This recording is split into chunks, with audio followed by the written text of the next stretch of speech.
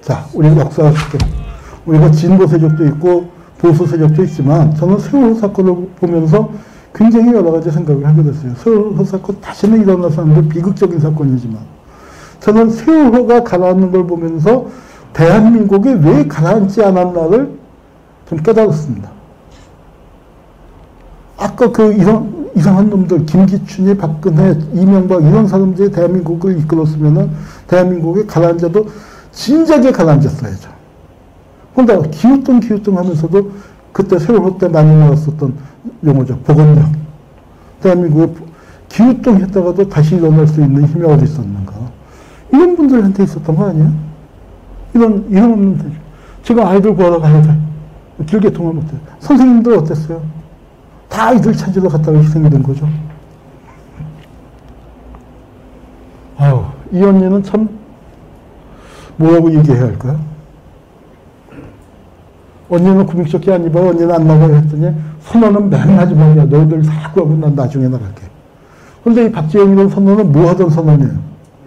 선장은 도망갔는데 이 선언은 매점에서 물건 팔던 비정규직 제일 막내 선언인데 선언은 맨 마지막이야. 니들 다 구하고 나갈게. 이거 기막힌 책임감이 어떻게 나왔을까요?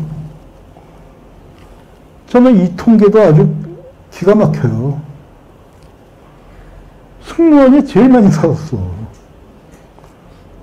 학생 많이 희생되고 교사는 구조 3명이라고 되어 있지만 우리 또 단원고 선생님, 교감 선생님의 아이들 따라가셨죠. 자, 그런데 선생님들은 어디 있었냐면 그 바로 5층 객실에 있었기 때문에 배 기우뚱했을 때 갑판에 다 나오셨다는 거예요. 갑판에 그냥 있었으면 어떻게 돼요? 전원 구조입니다. 갑판에 있었으면 전원 구조예요. 그런데 왜 선생님들이 이렇게 많이 희생이 됐고, 게다가 또 여기 그 민수습자 그분들 중에 9분 중에 2분이 선생님이에요. 근데 선생님이라고 해봐야 겨우 500명 중에서 15명, 3%밖에 안 되는데 어떻게 민수습자 중에서는 2분이나 9분 중에 2분이나 선생님이냐고요. 무슨 얘기예요? 선생님들이 애들 찾아서 제일 깊이 들어갔다 못 나오신 거 아니겠습니까? 그런데 이런 사고 날 줄 알고 단원고에다가 경기도 교육청에서 뭐 특별히 책임감 강한 희생정신 강한 선생님들만 배치했겠습니까? 다 젊은 선생님들 하호호호 하고 뭐 하던 선생님들이지만 이런 위기의 순간에 정말 선생님들이 자기 있어야 할 곳을 찾아가신 거 아닙니까? 아이들 곁으로. 이게 대한민국이 흔들리지 않은 가장 중요한 이유였다고 생각해요. 이 선생님들이 이거는 진보와 보수를 떠나서 또 다른 가치였다고 생각합니다. 정의와 책임감. 내가 마땅히 해야 할 일들. 그걸 지키는 것. 그거는 진보와 보수 이외에 세상에는 또 다른 기준들이 전 분명히 있다고 생각을 합니다. 우리가 이제, 정치에서 얘기하면은 우리가 참 진작에 민주주의를 했어야 하는데 양김이 갈라지는 바람에 못했습니다. 그 3당 합당이 이루어졌어요. 3당 합당이 이루어지면서 이제 정치판이 많이 바뀌게 되고 하는데 이렇게 되니까 어떻게 돼요? 민주화 운동했던 세력의 절반이 저쪽으로 넘어가 버렸잖아요. 민주화 운동 진영이 힘에 반토막이 나버린 겁니다. 근데 97년에 정권 교체를 했어요. 어떻게 됐을까요? 그래서 우리가 우리의 힘에 진보의 힘을 과대평가하고 착각하는 경우가 많은데 저는 그걸 좀 경계하고 싶습니다. 우리 진보가 그렇게 힘이 센 건 아니에요. 그리고 민주당을 지지했던 분들이 꼭 진보적인 가치 때문만이 아니라 옳고 그름의 문제. 광주에서 마지막 도청을 지켰던 분들이 역사를 지나놓고 보면은 엄청나게 진보적인 역할을 했지만 거기 도청에 남은 분들은 진보적인 분들은 많지 않았다고 생각해요.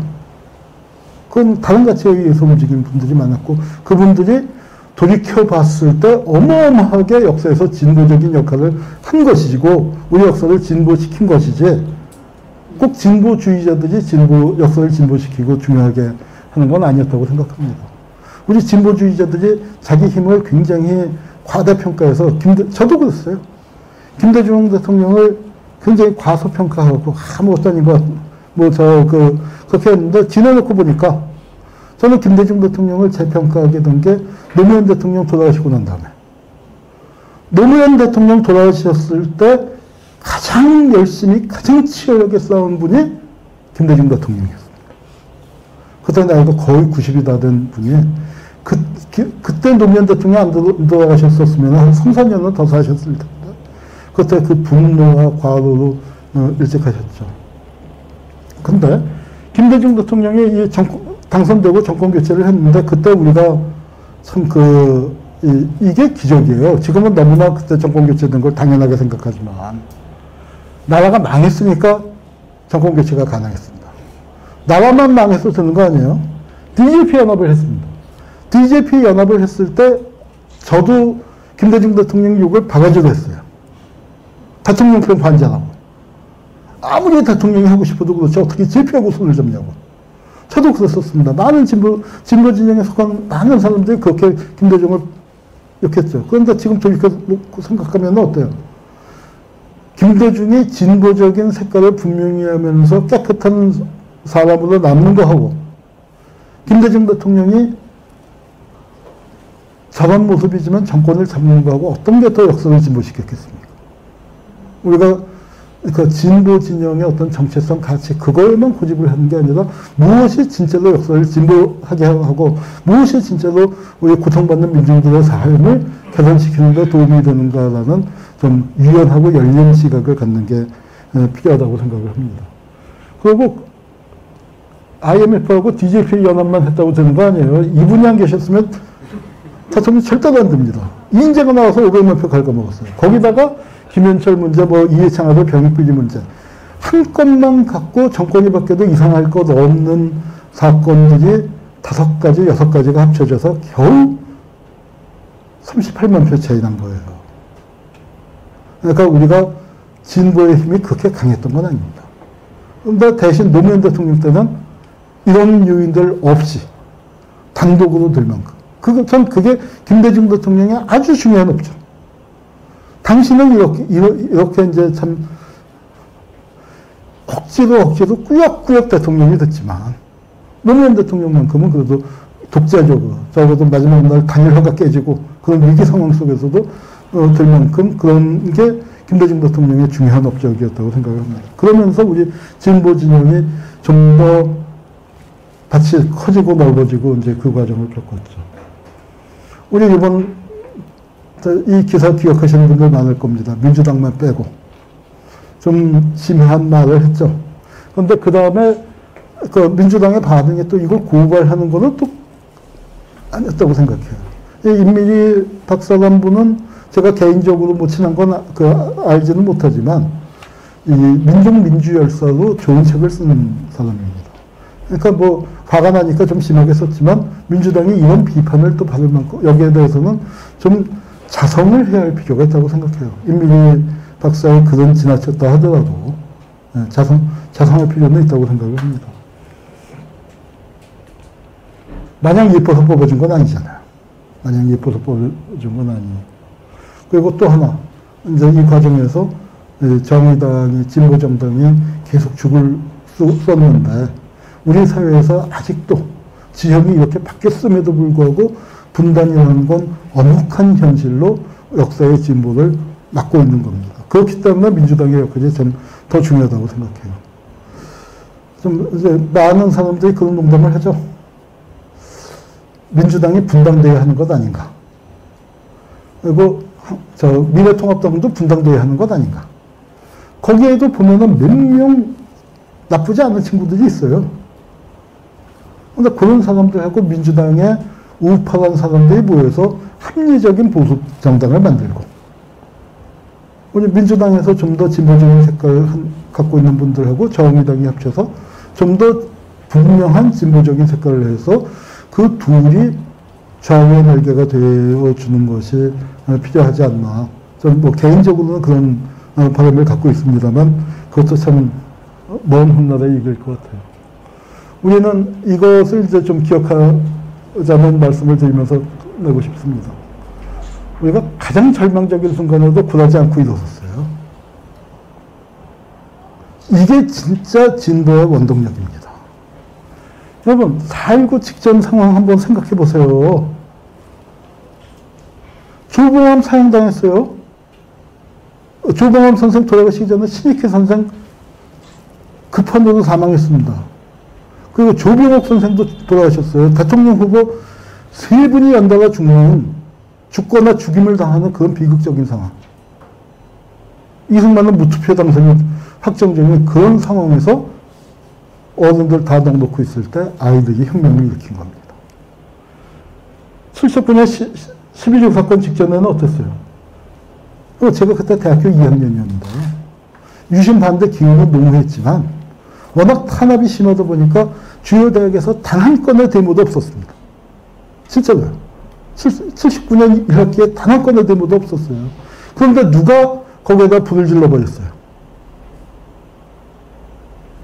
YH 사건 배고프고 가녀진 예쁘고 배고픈 쪽가니들이란 표현, 그 당시에 그 모 시인이 그렇게 표현을 했는데, 우리 유신체제가 무너진 거는 남성 노동자들의 그 무쇠팔뚝도 아니고 지식인들의 어떤 그 저항보다도 그 가녀진 요금들의 힘이 중요하게 작용했습니다. 그때 유신체제가 이렇게 무너질 거라고 상상도 하지 못했죠. 6월 현재 6개월 전은 어땠을까요? 제가 그때 운동권 신문 기자를 했는데 박종철 죽기 직전에 기사 쓸 게 없었어요. 건대 사건 나고 그 다음에 전단 정권에서 공세적 딱 밀어붙이니까 운동권이 다 그냥 일로절로 다 그냥 지하로 숨고 그래갖고 운동권 신문이라는 게 2주마다 한 번씩 나오는 신문이었는데 일면에다가 뭐 투쟁 기사를 써야 할 거 아닙니까? 우리가 이렇게 열심히 싸웠다. 그런데 쓸 게 없어요. 그래서 그 편집장이 그때 한숨을 푹 쉬면서 뭐라고 얘기했냐면 실내에서 100명만 모여도 100명만 모인 게 있으면 일면 톱으로 써줄 텐데. 우리가 오늘 100명 모인 건 아니지만 뭐 예컨대 여기 100명쯤 모였다 하면은 은평 현대사 열기 혹은 뭐 이래서 이런 강의라도 일면에 톱으로 써줄 텐데 2주일 동안에 전국에 그런 것도 없었단 말이에요. 그런데 어떻게 됐어요? 그때 박정철이 죽었어요. 그리고 불과 5달 만에 100만 인파가 거리를 메웠습니다. 2008년 촛불 밝히기 한 달 전 상황은 어때요?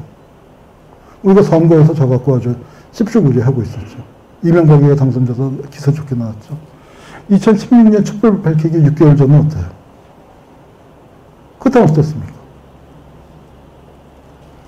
박근혜 정권이 180석 하면 어떻게 하나?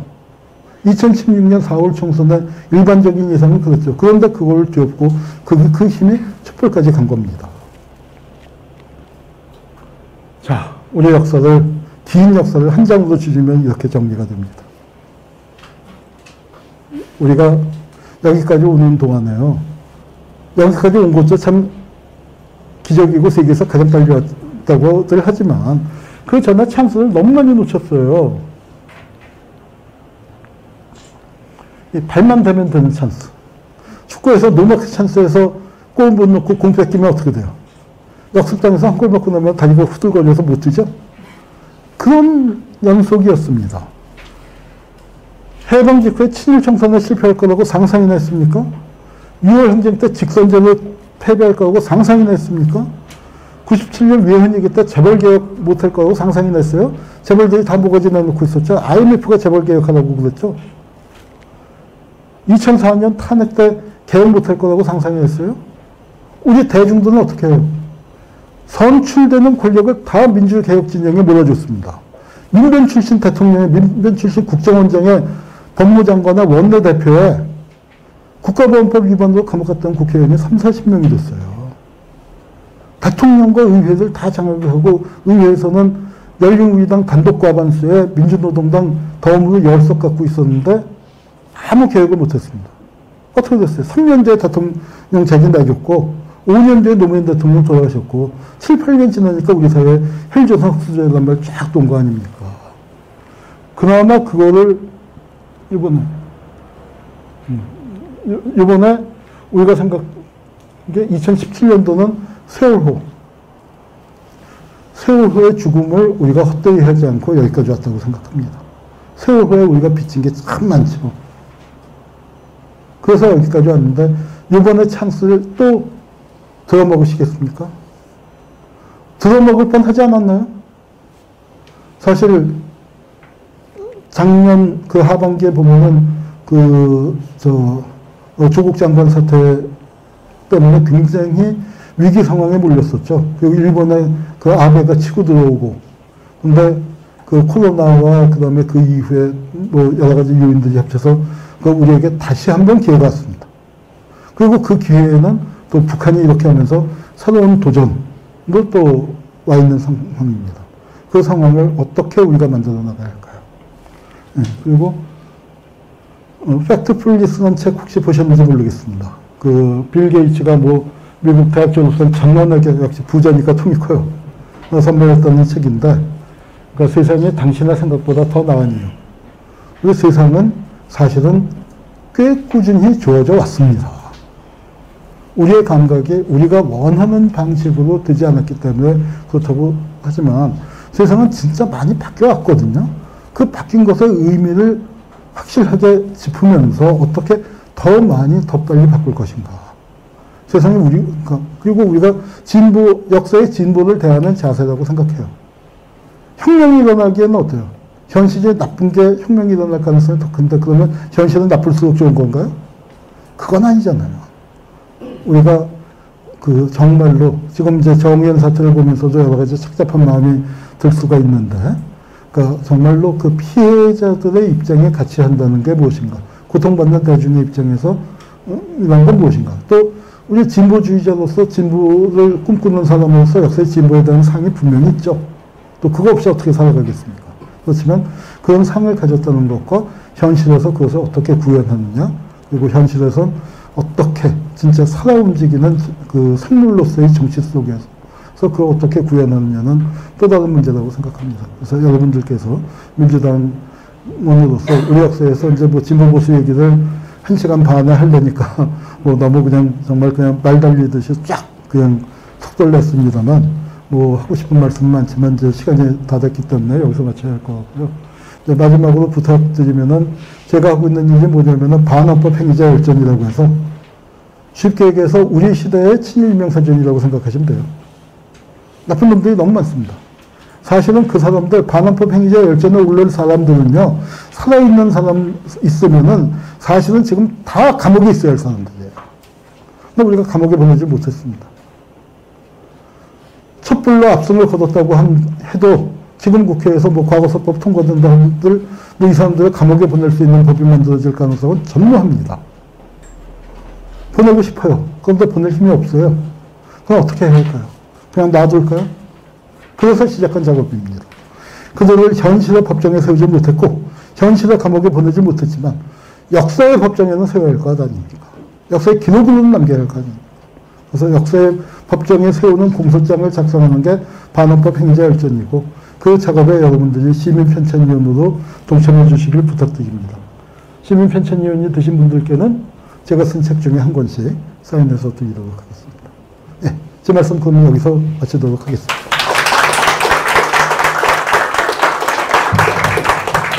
네, 강의해 주신 한홍구 교수님께 다시 한번 박수 드립니다.